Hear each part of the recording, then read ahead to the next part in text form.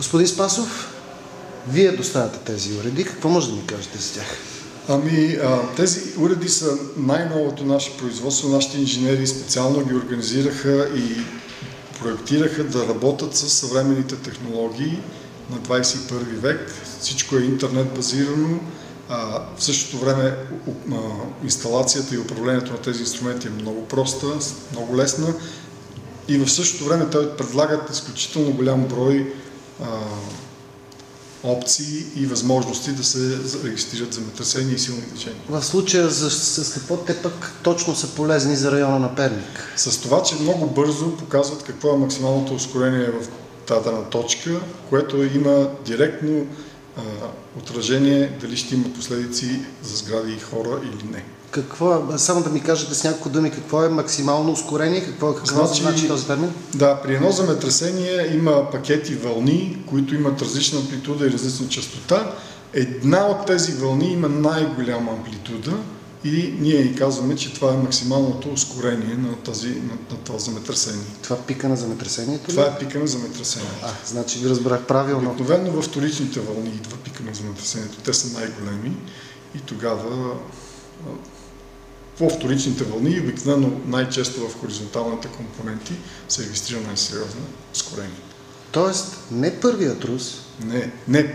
Трусът е един. Трусът първични вълни, понеже вие казахте... Така, това е важно за хората, не за мен е толкова. Тоест, първичните вълни, те са малко по-слаби, просто не защото земетресението е по-слабо, а защото начина на генерация на вибрациите в точките е различен и се предизвиква. И след това идва пика. След това идва пика в вторичните вълни, където има най-много енергия. Тоест ползата от изграждането на една наистина развита голяма система е бързо да се доловят първичните вълни, за да може да се направи превенцията. Така ли? Това е основно идеята, но трябват повече инструменти от един, за да се реализира такова нещо. Колко според вас трябват за района на Перник? За района на Перник от порядъка на 10.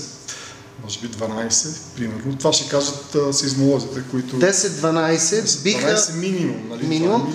Това означава, че 10-12 такива системи, ако бъдат разположени на различни места в района на Перник, ние ще постигнем реалния ефект на превенция.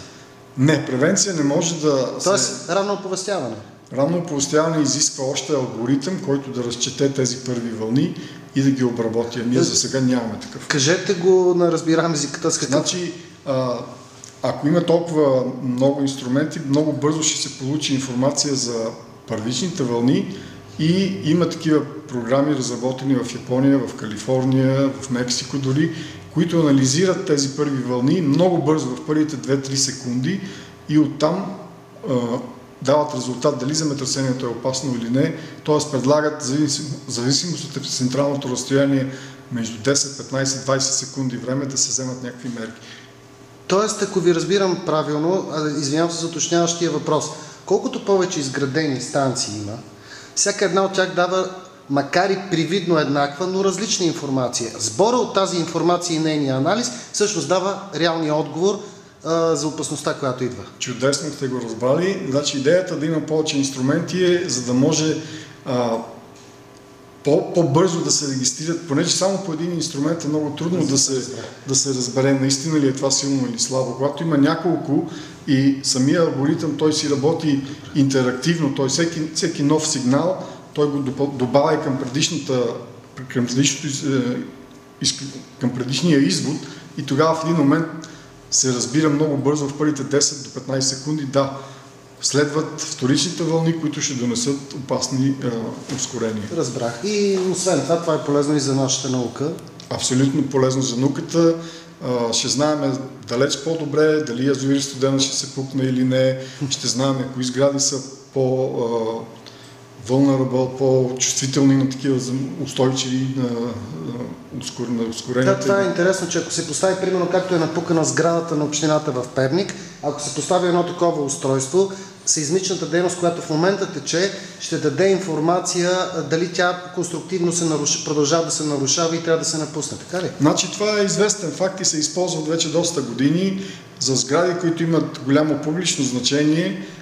Инсталацията на една система от няколко сенсора на различни етажи позволява да се регистрира външния шум, когато няма земетресение.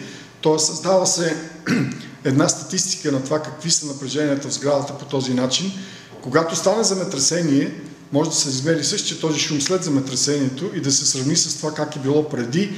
По сравнението на тези два резултата може да се предположи, че дадени елементи от сградата са разрушени, понеже тя ще се промени честотата и характеристиката на тези. Ясно, това е както този, тъй като ние видяхме на екрана, че има един постоянен такъв шум. Шум, да го наречем.